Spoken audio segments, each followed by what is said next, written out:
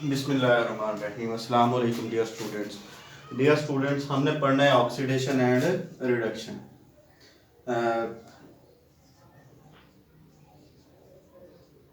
Redox reaction यानी कि हम पढ़ रहे हैं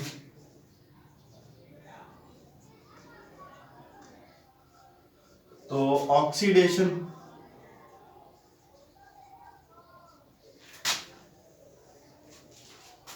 रिडक्शन हमने देखना यह है कि हम कहाँ देख सकें कि कहाँ पे ऑक्सीडेशन हो रही है, कहाँ पे रिडक्शन हो रही है। यही हमारा जो है वो टॉपिक है जो हमने लास्ट टाइम पढ़ा था, वो भी तकरीबन यही टॉपिक था, ऑक्सीडेशन रिडक्शन। उसमें हमने देखा था अगर ऑक्सीजन मौजूद है तो उससे ऑक्सीडेशन और रिडक्शन का पता लगाया था कि ऐड हो जाए ऑक्सीजन या रिमूव हो जाए ऑक्सीजन। इसी तरह हमने उसकी बड़ी डिटेल के साथ हमने बात की थी।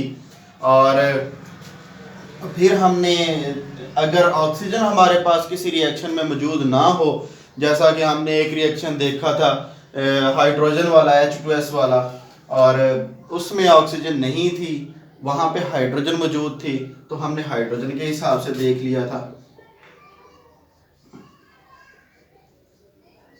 यानी कि जहाँ पे हाइड्रोजन रिमूव हो रही थी हमें पता चल गया कि ऑक्सीडेशन है, जहाँ पे हाइड्रोजन ऐड हो रही थी वो रिडक्शन थी।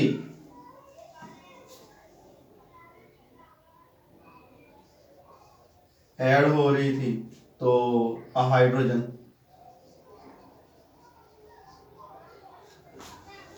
तो वो रिडक्शन थी। तो ये हम बड़ी डिटेल के साथ लास्ट टाइम जो पिछला टॉपिक है हमने पढ़ लिया था ऑक्सीडेशन और रिडक्शन का। अगर आपने इनके बारे में जानना हो तो आप जो लास्ट टाइम पिछला जो टॉपिक था हमने पढ़ा उसको दोबारा देख लीजिएगा या उसको देख लीजिएगा, आपको बेहतरीन तरीके से इनका पता चल जाएगा। अब सवाल ये पैदा होता है, आपके जहन में भी ये क्वेश्चन आ सकता है, मेरे जहन में भी आ सकता है, किसी के देखने वाले के जहन में भी आ सकता है कि अगर ऑक्सीजन ना हो तो हम हाइड्रोजन को देखते हैं, अरे दोनों ना हो तो फिर किसको देखेंगे? ऑक्सीडेशन और रिडक्शन को तो देखना ही देखना है। अगर ना ऑक्सीजन मौजूद हो रिएक्शन में, ना हाइड्रोजन मौजूद हो रिएक्शन में, तो हम कैसे देखेंगे? मिसाल के तौर पर यहाँ पे मैं एक इक्वेशन लिखता हूँ NaCl, Na plus Cl sign of arrow NaCl। यहाँ पे तो ना हाइड्रोजन है ना ऑक्सीजन है, और हमने देखना है इस रिएक्शन को, हमने ये भी बयान करना है कि कहाँ पे ऑक्सीडेशन हो रही है, कहाँ पे रिडक्शन हो रही है, तो वो हम कैसे देखेंगे? उसके लिए फिर तीसरी टर्म इस्तेमाल की जाती है। ये पहली टर्म थी, ये हो तो गुड, ये ना हो तो फिर हम ये देख लें, ये हो, ये भी ना हो, ये भी ना हो, तो फिर उसके लिए एक तीसरी चीज देखी जाती है, वो है इलेक्ट्रॉन। इलेक्ट्रॉन यानी कि हमने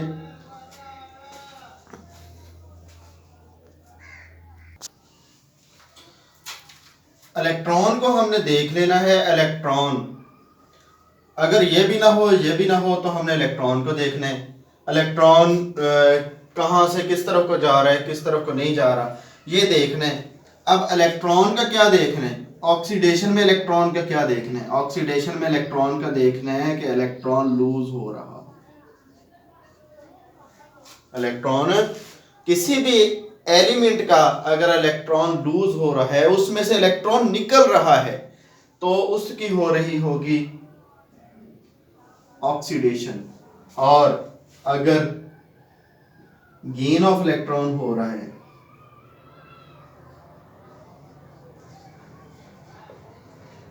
तो उसकी हो रही होगी रिडक्शन।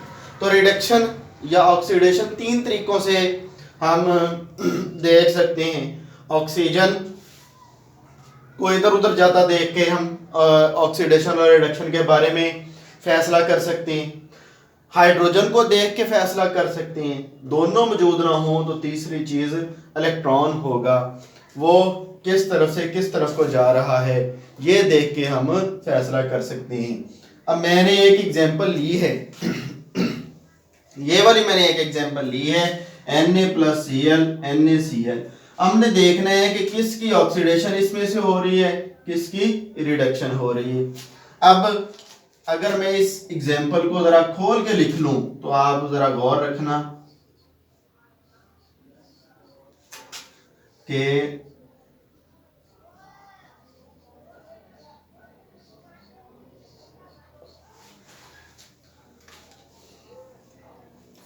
अब जरा गौर रखना, देखना कि मैंने इस एग्जांपल को एक दफा खोल के लिख ली है। हमने देखना है कि इलेक्ट्रॉन कहाँ था, कहाँ चला गया, किसका इलेक्ट्रॉन लूज हुआ है, किसका इलेक्ट्रॉन गेन हुआ है, किसने इलेक्ट्रॉन गेन किया है। अब जरा गौर करो, गौर करने से पता चलता है दोनों इधर न्यूट्रल हैं, दोनों के ऊपर कोई चार्ज नहीं है, दोनों के ऊपर कोई चार्ज मौजूद नहीं है, दोनों के ऊपर कोई भी चार्ज मौजूद नहीं है। Na भी न्यूट्रल है, Cl भी न्यूट्रल है, लेकिन अब एरो की दूसरी तरफ देखो Na की कंडीशन क्या है। Na की कंडीशन यह है कि इसके ऊपर प्लस चार्ज आ चुका है। प्लस चार्ज कब आता है किसी चीज के ऊपर? प्लस चार्ज उस वक्त आता है जब उसमें से इलेक्ट्रॉन निकल जाते हैं, क्योंकि इलेक्ट्रॉन के ऊपर नेगेटिव चार्ज होता है। एक इलेक्ट्रॉन निकलेगा तो उस एलिमेंट के ऊपर पॉजिटिव चार्ज आ जाएगा। पॉजिटिव चार्ज इसलिए आता है क्योंकि एलिमेंट का जो न्यूक्लियस होता है उसमें मौजूद प्रोटॉन्स और उसके गिर्द घूमने वाले इलेक्ट्रॉन्स वो एक दूसरे के बराबर होते हैं। प्रोटॉन के ऊपर पॉजिटिव चार्ज होता है और इलेक्ट्रॉन के ऊपर नेगेटिव चार्ज होता है। इसके 11 प्रोटॉन हैं, 11 इलेक्ट्रॉन हैं, 11 इलेक्ट्रॉन 11 प्रोटॉन।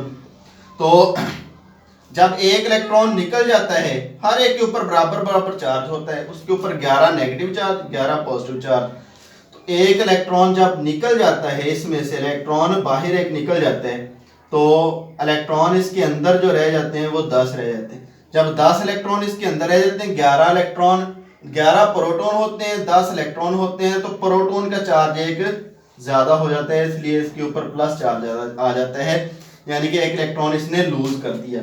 तो एक इलेक्ट्रॉन इसने लूज कर दिया है। Na जो है अब Na पॉजिटिव में कन्वर्ट हो गया। मतलब क्या हुआ कि इसने क्या कर लिया है, लूज ऑफ इलेक्ट्रॉन कर लिया।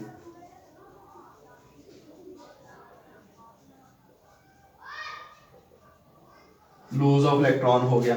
जहां पे लूज ऑफ इलेक्ट्रॉन हो उस चीज की तो होती है ऑक्सीडेशन, उस चीज की होती है ऑक्सीडेशन। और क्लोरीन के अंदर एक इलेक्ट्रॉन दाखिल हो चुका है ज्यादा, उसके ऊपर -1 चार्ज आ गया। एक इलेक्ट्रॉन दाखिल होने की वजह से, उसमें ऐड होने की वजह से, या क्लोरीन ने एक इलेक्ट्रॉन, यहां पे इसके पास बराबर बराबर इलेक्ट्रॉन थे, यहां पे जाके एक इलेक्ट्रॉन ज्यादा हो गया। जब इलेक्ट्रॉन एक ज्यादा हो गया तो मतलब इसने एक इलेक्ट्रॉन गेन कर लिए, अपने पास बुला लिया एक इलेक्ट्रॉन। जब इलेक्ट्रॉन गेन कर लिया तो गेन ऑफ इलेक्ट्रॉन क्या है,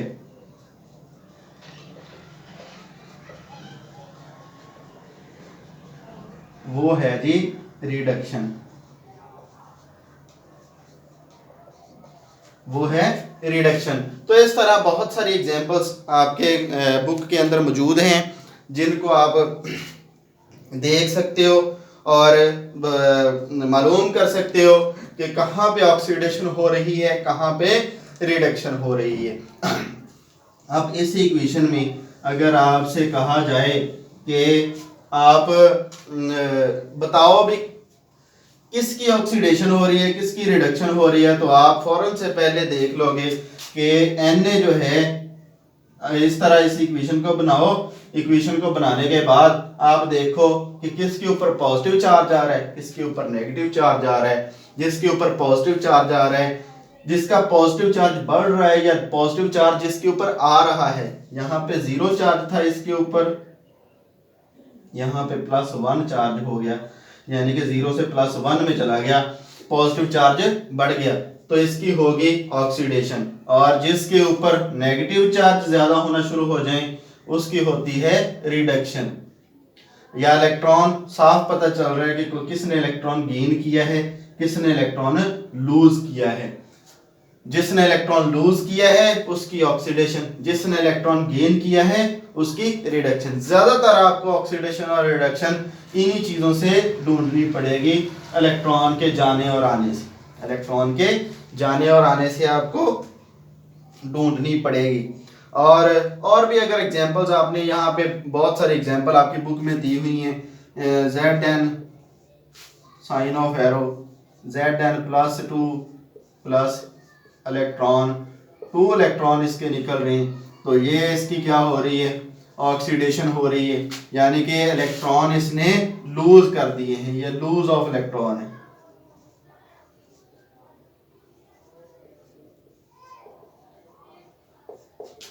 लूज ऑफ इलेक्ट्रॉन है। और इसी तरह अगर आप और देखनी और एग्जांपल्स देखनी है तो देखते जाओ जितनी मर्जी एग्जांपल। Cu है, Cu +2 हो जाएगा, +2 इलेक्ट्रॉन हो जाएंगे। और एग्जांपल देखनी है तो मैं यहाँ पे लिख देता हूँ Fe +3 इलेक्ट्रॉन्स। तो इस तरह ये बहुत सारी एग्जांपल्स बन सकती हैं, एल्यूमिनियम की बन सकती है। और इनको इकट्ठा करते जाओ, आपकी जो है आपकी ये टेस्ट योरसेल्फ है उसमें भी एक पहला ही क्वेश्चन दिया हुआ है, Mg +O2 sign of arrow, MgO 2MgO या 2Mg। अब वो बता पूछता है कि किसकी ऑक्सीडेशन हो रही है, किसकी रिडक्शन हो रही है। तो आपने मुझे ये आप लोगों ने मुझे बताना है यहाँ पे, बल्कि एक्सप्लेन करके देना है कि किसकी ऑक्सीडेशन हो रही है, किसकी रिडक्शन हो रही है। अगर आप लोगों ने एक्सप्लेन करके ये बता दिया कि किसकी ऑक्सीडेशन हो रही है और किसकी रिडक्शन हो रही है तो आपको गुड दूंगा, आपने कमेंट्स की सूरत में इसको मुझे बता देना है। लेकिन मैं इंशाल्लाह कल को आप जो नई वीडियो आएगी उसमें आपको इस चीज़ को भी वाजे करूंगा, वजाहत करूंगा इसकी कि किसकी ऑक्सीडेशन इसमें हो रही है, किसकी रिडक्शन हो रही है, हालांकि इसमें ऑक्सीजन मौजूद है। तो